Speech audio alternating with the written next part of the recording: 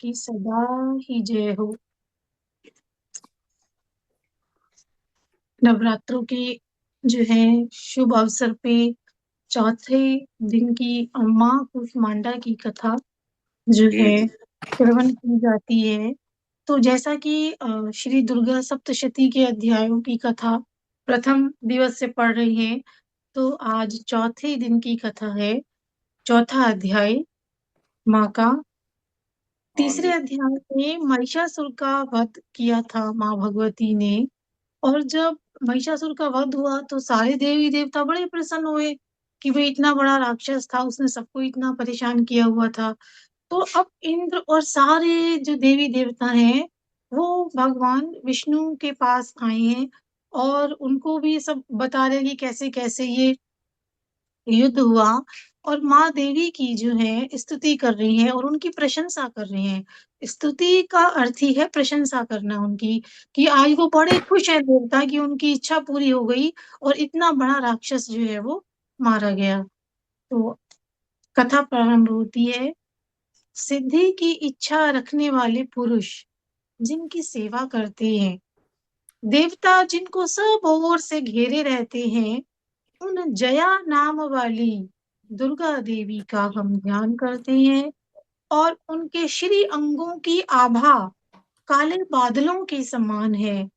और वो श्याम अपने कटाक्षों से शत्रु के समूह को भय प्रदान करती है। उनके मस्तक पर चंद्रमा की रेखा शोभा पाती है और अपने हाथों में शुद्ध चुक कृपाण त्रिशूल और चक्र धारण करती है। ऐसी माँ दुर्गा देवी को प्रणाम है, प्रणाम है।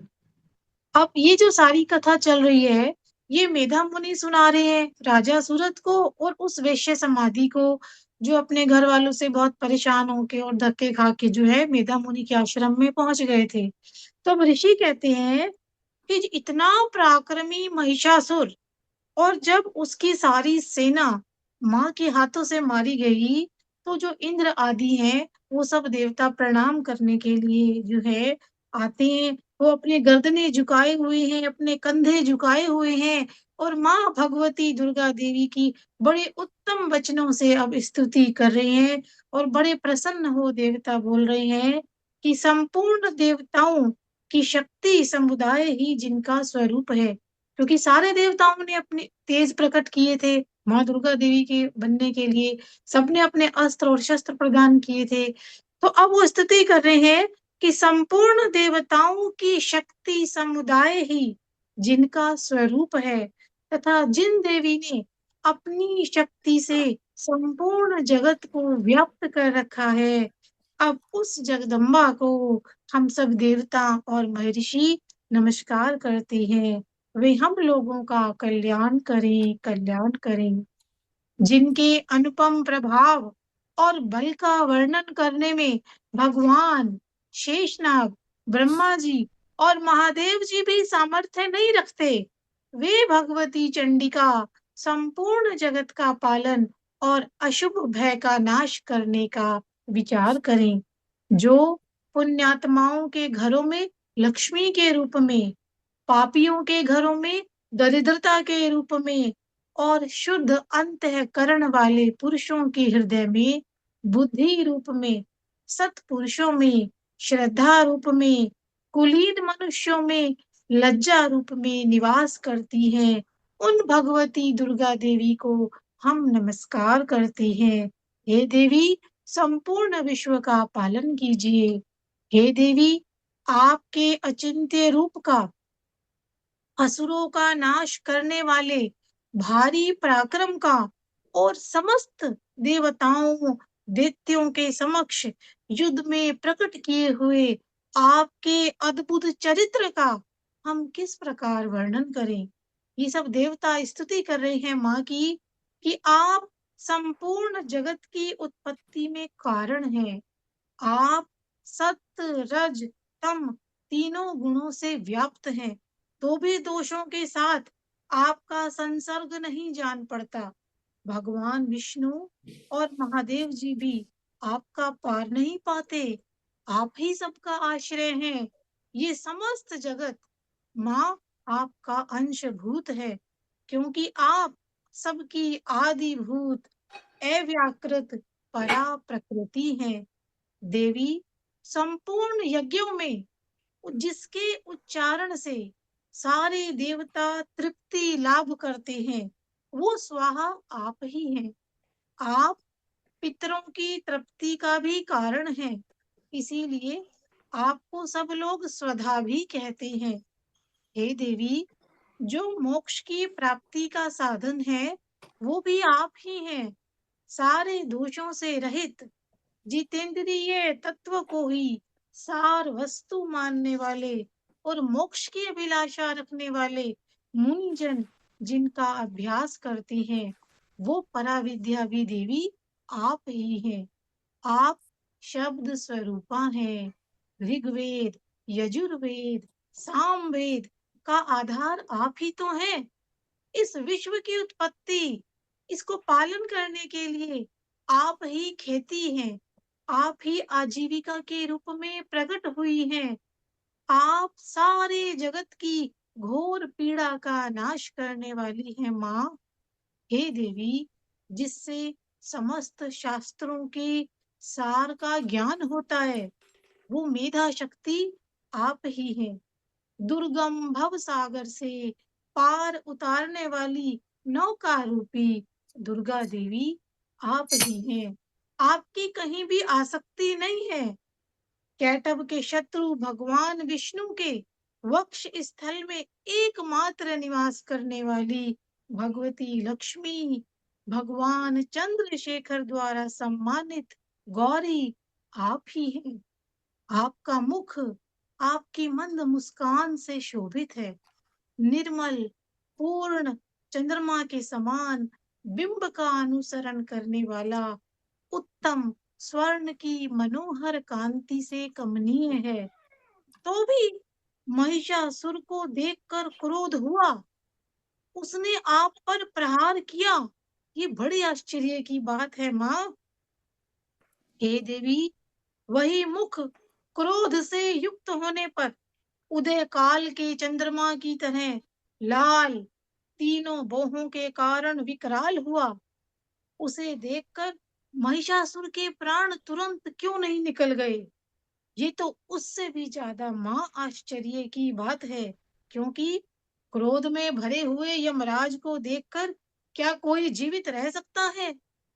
हे देवी, आप प्रसन्न हैं। आपके प्रसन्न होने पर जगत का अभ्युदय होता है। क्रोध में आने पर आप कितने कुलों का सर्वनाश कर देती हैं। जैसे महिषासुर की सेना क्षण भर में आपके कोप से नष्ट हो गई है। हे देवी, आप जिन पर प्रसन्न रहती हैं, वे ही तो देश में सम्मानित हैं। उन्हीं को धन और यश की प्राप्ति होती है। उन्हीं का धर्म कभी शिथिल नहीं होता। वे ही अपने हष्ट पुष्ट स्त्री पुरुष और भाइयों के साथ धन्य माने जाते हैं।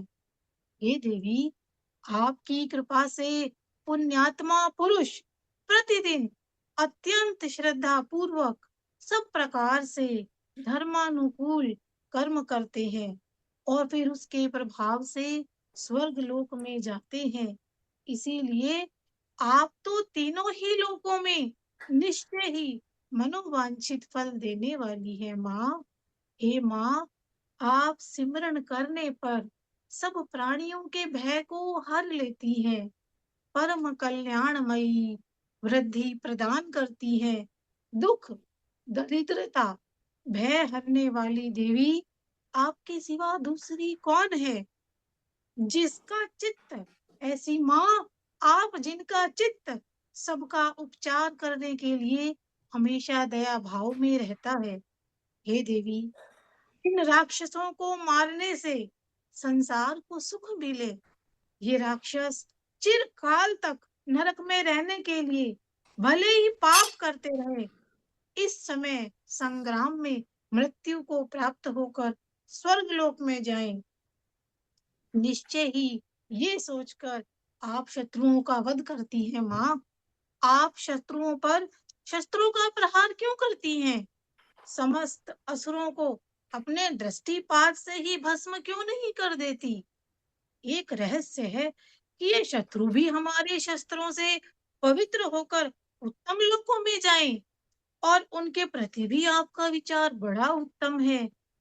तो ये स्तुति, ये प्रशंसा माँ की देवता कर रहे हैं कि हे देवी, आपके खड्ग के तेज पुंज की चमक से, आपके त्रिशूल की प्रभा से चौंधिया कर ये जो असुर हैं इनकी आंखें फूट क्यों नहीं गई? क्या उसमें कारण यही था कि मनोहर रश्मियों से युक्त चंद्रमा के समान आनंद प्रदान करने वाले आपके सुंदर मुख का वो दर्शन करते हैं। उन्होंने दर्शन कर लिया, इसीलिए उनकी आंखें नहीं फूटी, उनको तब भी पुण्य मिला। हे देवी, आपका शील, बल, पराक्रम उन दैत्यों को भी नष्ट करने वाला है, जो कभी देवताओं के पराक्रम को नष्ट कर चुके थे। आपने अपने शत्रुओं पर भी दया प्रकट की है माँ। हे देवी, हृदय में कृपा और युद्ध में निष्ठुरता, दोनों बातें तीनों लोकों के भीतर माँ केवल आप में ही है। आपने शत्रुओं का नाश करके समस्त त्रैलोकी की रक्षा की है, उन्हें स्वर्ग लोक में पहुंचाकर हमारे भय को दूर कर दिया है। आपको हमारा नमस्कार है, नमस्कार है। हे देवी माँ, शूल से, खड्ग से, घंटा की ध्वनि से, धनुष की टंकार से भी आप हम लोगों की रक्षा करें। हे माँ चंडी, अपने त्रिशूल को घुमाकर चारों दिशाओं में हमारी रक्षा करें। हे देवी, इस भूलोक की रक्षा करो। हे देवी अम्बा, आपके अस्त्र शस्त्र हमारी रक्षा करें। अब मेधा मुनि कहते हैं कि देवताओं ने जब माँ दुर्गा देवी की ऐसी स्तुति की, इतनी सुंदर प्रशंसा की, फूलों से, गंध चंदन से माँ का पूजन किया, तो देवी ने प्रसन्न होकर देवताओं से वर मांगने को कहा। देवता बोले, आपकी कृपा से तो माँ हमारी सारी इच्छा पूरी हुई है। फिर देवता कहते हैं कि माँ, फिर अगर आप तब भी हमें वर देना चाहती हैं तो ये वर दो कि जब जब हम आपको याद करें, आपका सिमरण करें, आप हमें दर्शन दें, आप हमारे संकट दूर करें और जो मनुष्य माँ की स्तुति करे, माँ दुर्गा देवी की स्तुति करे, माँ माँ आपकी स्तुति करे, उस भक्त की इच्छाएं पूरी करें। तो माँ दुर्गा देवी ने देवताओं को ये वर दिया, तथास्तु कह के माँ अंतर ध्यान हो गई और इस तरह तीनों लोकों का हित चाहने वाली देवी देवताओं के शरीर से जैसे प्रकट हुई थी, वो सब कथा सुनाई। अथ चौथा अध्याय समाप्त। जय माता दी, जय माता दी, जय माता।